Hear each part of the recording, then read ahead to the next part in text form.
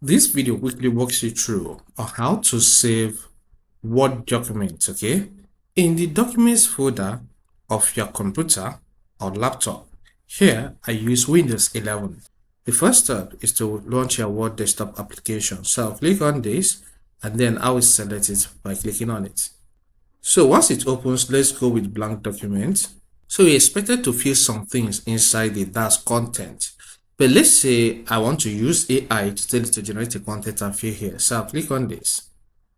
All right, look at my prompts. Write me an essay on the importance of content creation in our world of today. So I will send that. It's done writing that, and I'll click on done for it to add it here. So let's say this is the essay I want to use in this case, and this is beautifully done. To save it, just click on File, click on Save As, click on Browse.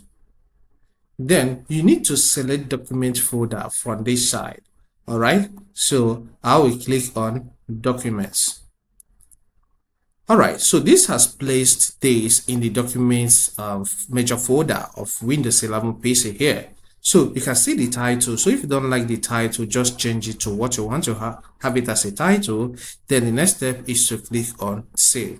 So with this particular document is now saved inside the documents folder of my PC. All right, here I'm using a laptop to access it to make sure that it's there. Let's see how we're going to do that. Click on your File Explorer, then click on this documents folder. All right, this has listed some folders I have here as well as some files. So I will scroll until I get to that particular file. You can see it here, importance of content creation in our world of today.